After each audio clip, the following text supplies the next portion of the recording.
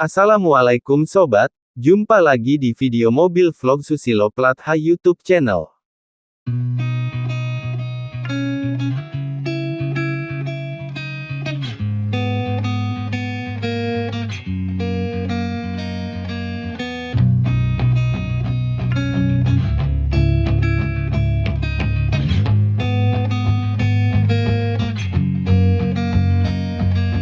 Kudus adalah salah satu kabupaten yang berada di Provinsi Jawa Tengah, Indonesia. Ibu kota kabupaten ini berada di Kecamatan Kota Kudus, yang terletak di jalur pantai timur Laut Jawa Tengah, antara Kota Semarang dan Kota Surabaya. Kudus dikenal sebagai kota penghasil rokok kretek terbesar di Jawa Tengah, dan juga dikenal sebagai kota santri. Kota ini adalah pusat perkembangan agama Islam pada abad pertengahan. Hal ini dapat dilihat dari adanya 3 makam wali atau sunan, yaitu Sunan Kudus, Sunan Muria, dan Sunan Kedu.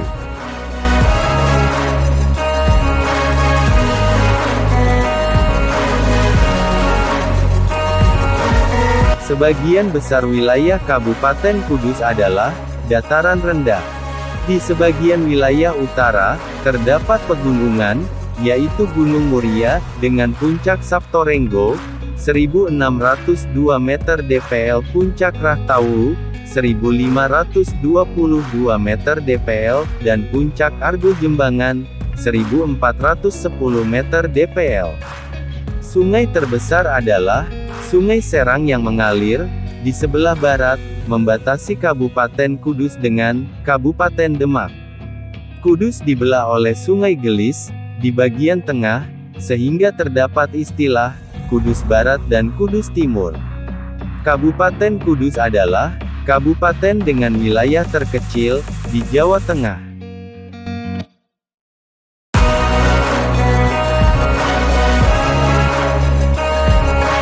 Alun-alun Simpang 7 Kudus. Jalan berikut ini menuju ke alun-alun Simpang 7. Selain dibuat sebagai tempat berolahraga, alun-alun juga terdapat taman. Dan diperbolehkan juga untuk hanya sekedar duduk, menikmati taman yang disediakan oleh pemerintah. Lokasi tersebut, sebelum adanya pandemi, biasa dibuat untuk Car Free Day, CFD, setiap hari Minggu pagi, pukul 5 sampai pukul 8. Selain dibuat untuk berolahraga, juga ada yang berjualan makanan pagi, atau aksesoris, pertunjukan hiburan. Karena mengakibatkan berkerumunnya masyarakat, sampai saat ini, masih dibatasi untuk kegiatan tersebut. Ada yang menarik di alun-alun ini. Di sudut lain ada semacam taman, menuju ke taman kecil, yang menghiasi alun-alun, Simpang 7 Kudus. Terdapat berbagai bunga, tertata rapi dalam pot besar, yang dipondasi memanjang. Ruang publik ini, dikonsep semacam taman, di tengah kota.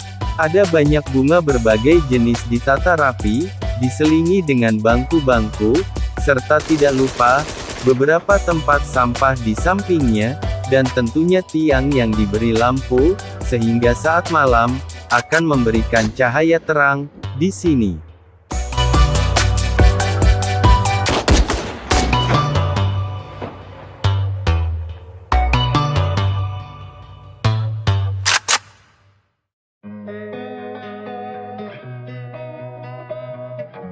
Pasar Kliwon. Pasar Kliwon terletak di Jalan Jenderal Sudirman Kudus, dari Simpang 7 ke arah timur, merupakan pasar yang terbesar di kota Kudus.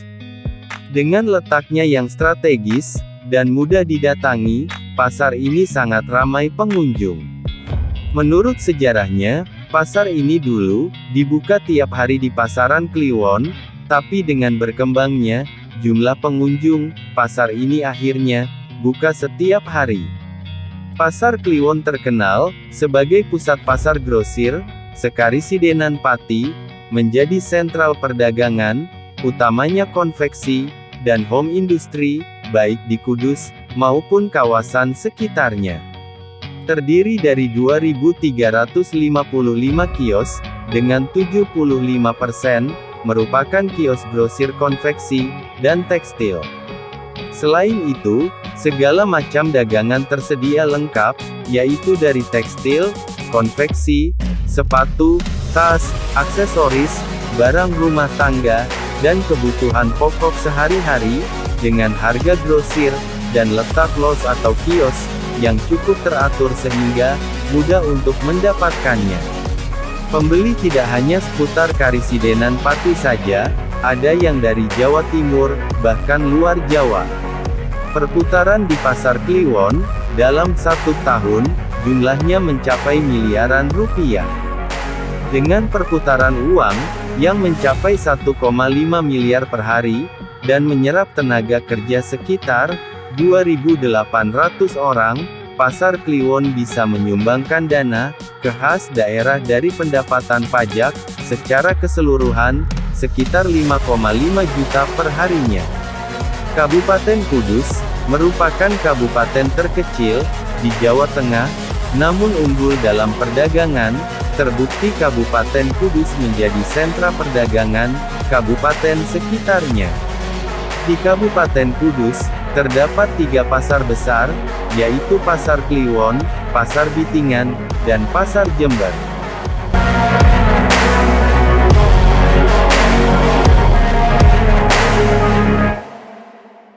Mitos orang Kudus, dilarang nikahi orang Pati, berikut awal mulanya. Mitos orang Kudus, tidak boleh menikah dengan orang Pati, masih dipercaya bagi sebagian warga di 2 kabupaten tersebut. Namun, bagaimana awal mula mitos tersebut? Sejarawan Kudus, Sancaka Dwi Supani, menceritakan awal mula mitos tersebut, erat hubungannya dengan perseteruan antara Syekh Jangkung, atau Saridin dengan Sunan Kudus. Saat itu, Saridin ingin menimba ilmu kepada Sunan Kudus. Saridin sebenarnya punya kehebatan juga. Istilahnya punya ilmu, tetapi ingin mengetes ilmunya Sunan Kudus dengan bersedia menjadi muridnya.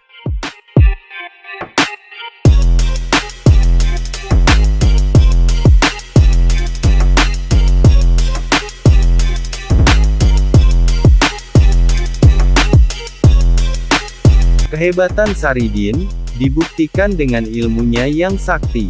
Bahkan hal itu teruji di hadapan Sunan Kudus. Pernah Saridin bilang, di semua tempat yang ada airnya, pasti ada ikannya.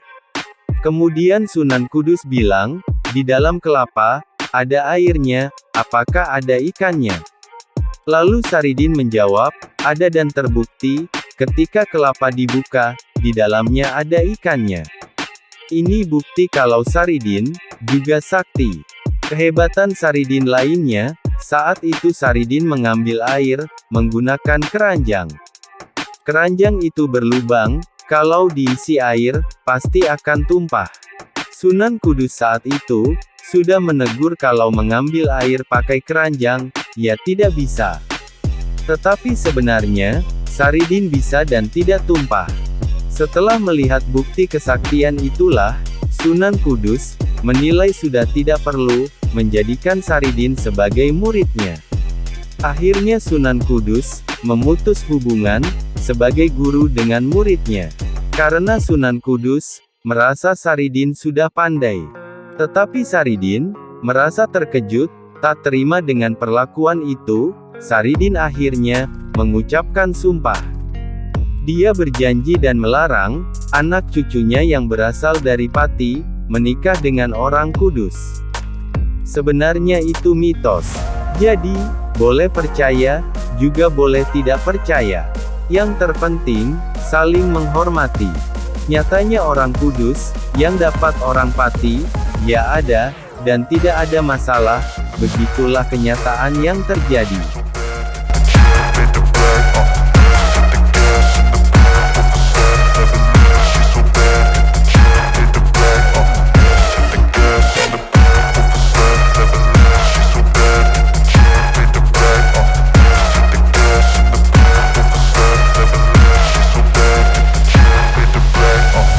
7 mitos di Kudus, yang masih dipercaya sebagian masyarakat.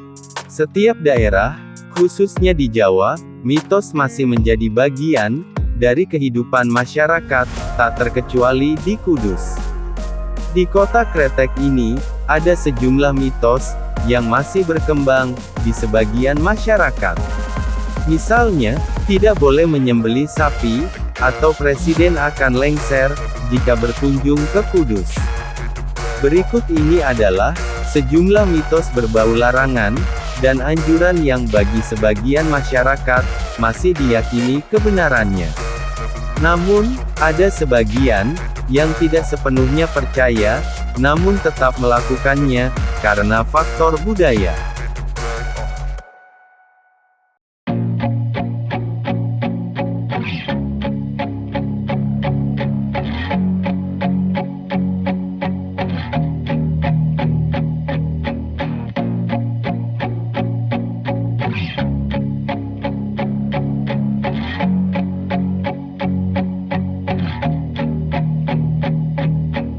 Satu, masyarakat Kudus dilarang menyembelih sapi. Hingga kini, sebagian warga masih percaya dengan mitos tidak boleh menyembelih sapi. Warga yang memiliki hajat atau yang ingin berkurban tidak menyembelih sapi, melainkan kerbau. Mitos tersebut sebenarnya berawal dari larangan Sunan Kudus kepada pemeluk Islam untuk tidak menyembelih sapi saat awal mula melakukan dakwah di Kudus. Larangan tersebut sebagai bentuk toleransi untuk menghormati masyarakat Hindu di Kudus yang mengkeramatkan hewan sapi. 2. Presiden yang berkunjung ke Kudus akan lengser. Mitos ini juga masih sangat dipercaya masyarakat Kudus hingga sekarang. Bahkan, batalnya Presiden Joko Widodo yang akan berkunjung ke kota Kretek beberapa waktu yang lalu dinilai sebagian masyarakat karena takut akan mitos tersebut. Mitos ini bermula konon ketika Sunan Kudus membuat Raja Kalacakra untuk melindungi muridnya, Arya Penangsang. Raja tersebut juga konon saat ini berada di gapura masuk komplek Masjid Menara Kudus. Penguasa yang melintasi gapura itu dipercaya sebagian masyarakat akan lengser.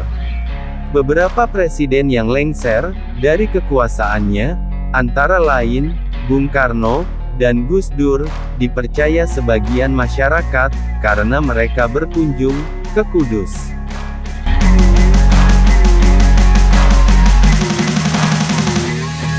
3. Berpacaran di Colo, membuat pasangan kekasih bisa putus. Anggapan berpacaran di kawasan Colo atau di sekitar makam Sunan Muria, pasangan kekasih akan putus, hingga kini masih berkembang. Bagi sebagian masyarakat, larangan itu hingga kini masih berlaku. Benar atau tidaknya, mitos tersebut tentu kembali kepada kepercayaannya masing-masing. 4. Ibu yang hamil makan buah parijoto, anaknya akan bagus rupawan. Mitos yang satu ini bukan larangan, namun justru sebagai anjuran. Masyarakat Kudus yang sedang hamil dianjurkan untuk memakan buah parijoto. Buah berwarna ungu dan merah muda tersebut diyakini sebagian masyarakat bisa membuat bayi yang akan dilahirkan menjadi rupawan. Hingga kini, buah tersebut masih sangat mudah ditemukan di sekitar komplek makam Sunan Muria, Desa Colo, Kecamatan Dawe. Banyak pedagang yang menjajakan buah tersebut di sekitar makam. Tanaman parijoto masih banyak tumbuh di pegunungan Muria. 5. Naik puncak Songolikur, dilarang berkata nama-nama wayang. Puncak Songolikur di Pegunungan Muria menawarkan pesona alam yang membuat banyak orang berdecak kagum, khususnya bagi para pendaki gunung. Pendaki tidak hanya datang dari Kudus dan sekitarnya, namun juga dari sejumlah daerah di Indonesia. Para pendaki biasanya diperingatkan warga sekitar lereng Puncak Songolikur untuk tidak mengucap nama-nama wayang. Misalnya, Semar, Bagong, Arjuna, Petruk, dan nama-nama tokoh pewayangan lainnya. Masyarakat meyakini, jika dalam pendakian ke puncak, seseorang melakukannya, akan mendapat mara bahaya.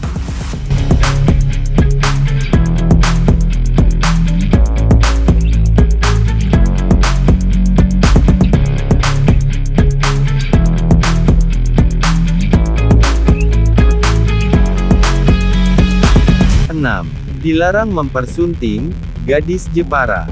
Mitos ini sudah sangat jarang berlaku bagi masyarakat di Kudus.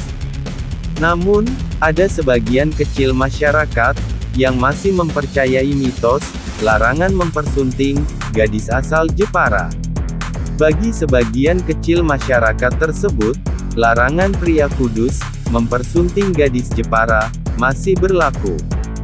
Jika larangan tersebut dilanggar, hal-hal yang tidak diinginkan akan terjadi. Mitos ini, konon katanya, berawal dari perseteruan antara Sunan Kudus dengan Ratu Kalinyamat. Perseteruan tersebut, menurut cerita yang berkembang di masyarakat, terkait polemik perebutan kekuasaan setelah Sultan Demak mangkat. 7. Nasi jangkrik untuk tanaman dan ternak. Nasi jangkrik adalah nasi yang dibungkus dengan daun jadi, dan di dalamnya terdapat lauk daging kerbau. Nasi tersebut dibagikan saat Hail Sunan Kudus. Hingga kini, tradisi tersebut masih dilaksanakan. Saat pembagian nasi jangkrik, ribuan warga dari sejumlah daerah mengantre untuk mendapatkan nasi tersebut. Selain dipercaya memberi keberkahan, ketika dimakan seseorang, juga bisa memberi keberkahan pada tanaman dan hewan ternak. Nasi jangkrik, yang dikeringkan menjadi nasi aking, ditaburkan ke tanaman, dengan harapan bisa subur. Selain itu, nasi aking itu, jika dicampurkan ke makanan ternak, akan membuatnya gemuk dan sehat.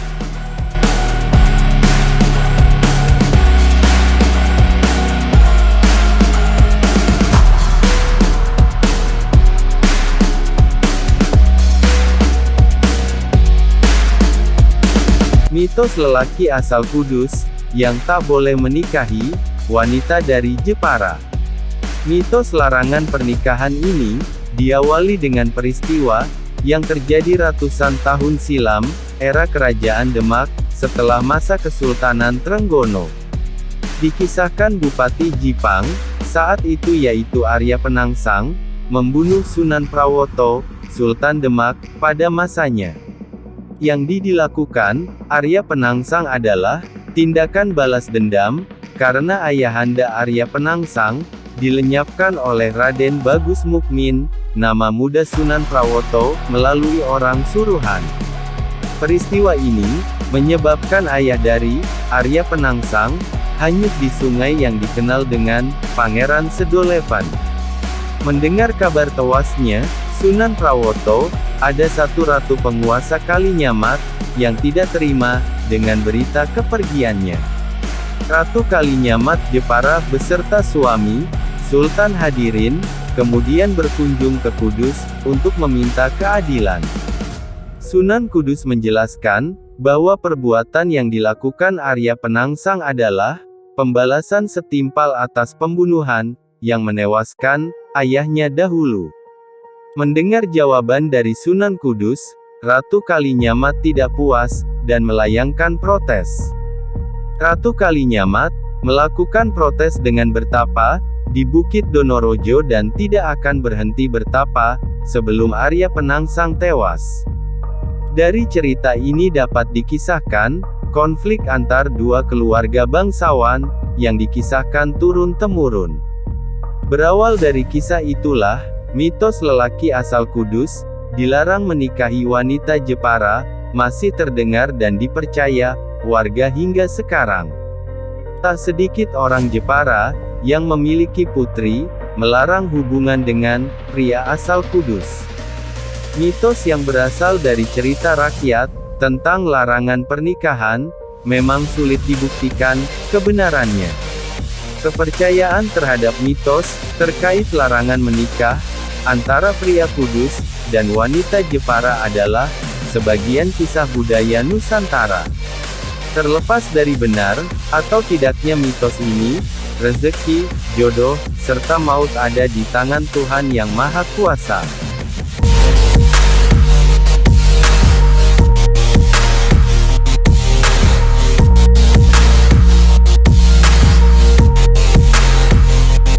Cerita rakyat Jawa Tengah. Tiap daerah punya segudang cerita. Salah satu ciri khas cerita rakyat Jawa Tengah yaitu menceritakan awal mula terjadinya suatu tempat atau wilayah, termasuk asal-usul kota Kudus hingga Karimun Jawa di Jepara. Dalam buku cerita rakyat Jawa Tengah, Kabupaten Kudus dan Jepara yang diterbitkan Balai Bahasa Jawa Tengah pada 2016, ada 75 cerita rakyat di dua daerah tersebut. Rinciannya, 40 cerita dari Kudus, dan 35 cerita dari Jepara.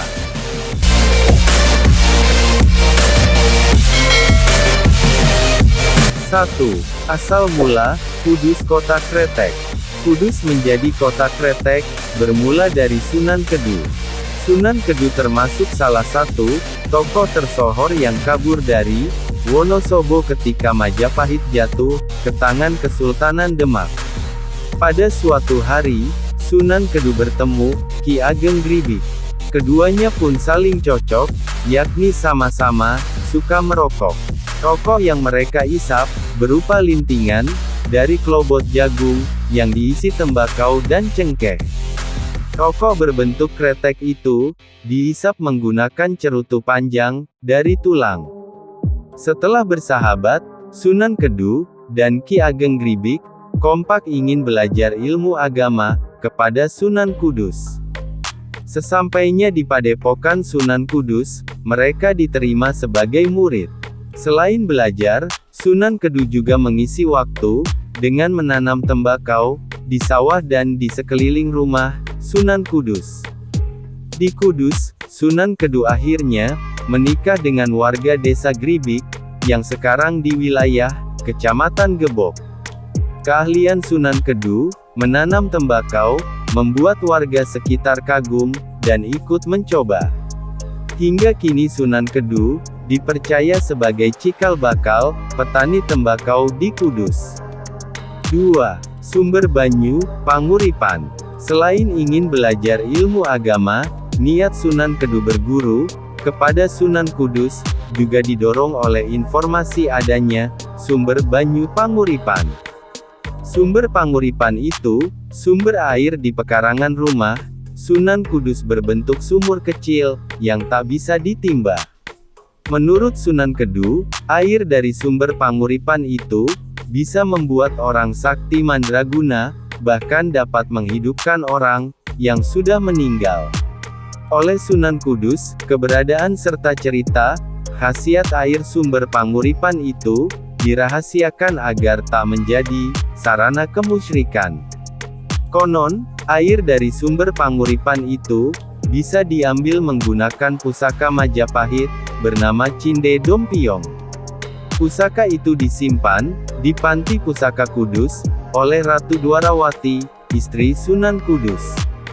Suatu hari, Raden Jaka, putra Sunan Kudus, yang bersekongkol dengan Sunan Kedu, berhasil mendapatkan pusaka itu setelah mengelabui Ratu Dwarawati. Demi menguras air dari sumber Panguripan, Raden Jaka bahkan tega mengikat dan memenjarakan Sunan Kudus dan istrinya yang memergokinya. Namun, Raden Jaka segera disadarkan atas perbuatannya oleh Sunan Kalijaga yang menyamar sebagai seorang pengemis tua. Sejak peristiwa itu, pemburu air sumber Panguripan semakin banyak. Walhasil, sumber tersebut ditutup dan di atasnya didirikan Menara Kudus atas permintaan istri Sunan Kudus. Sejarah. Cengkeh kering yang menjadi bahan pembuatan rokok kretek. Kisah kretek bermula dari kota Kudus. Tak jelas memang asal-usul yang akurat tentang rokok kretek. Menurut kisah yang hidup di kalangan para pekerja pabrik rokok, riwayat kretek bermula dari penemuan Haji Jamari pada kurun waktu sekitar akhir abad ke-19. Awalnya, penduduk asli Kudus ini merasa sakit pada bagian dada. Ia lalu mengoleskan minyak cengkeh. Setelah itu, sakitnya pun reda. Jamari lantas bereksperimen, merajang cengkeh, dan mencampurnya dengan tembakau, untuk dilinting menjadi rokok. Kala itu melinting rokok, sudah menjadi kebiasaan kaum pria. Jamari melakukan modifikasi, dengan mencampur cengkeh. Setelah rutin menghisap rokok ciptaannya, Jamari merasa sakitnya hilang. Ia mewartakan penemuan ini kepada kerabat dekatnya. Berita ini pun menyebar cepat. Permintaan rokok obat ini pun mengalir. Jamari melayani banyak permintaan rokok cengkeh. Lantaran ketika dihisap, cengkeh yang terbakar mengeluarkan bunyi kretek, maka rokok temuan Jamari ini dikenal dengan rokok kretek. Awalnya, kretek ini dibungkus klobot atau daun jagung kering. Dijual per ikat, di mana setiap ikat terdiri dari 10 tanpa selubung kemasan sama sekali. Rokok kretek pun kian dikenal. Konon Jamari meninggal dunia pada 1890. Identitas dan asal-usulnya hingga kini masih samar. Hanya temuannya itu yang terus berkembang. Terima kasih sudah menonton, sampai jumpa lagi di video berikutnya. Susilo Flatha YouTube channel. Jangan lupa klik subscribe.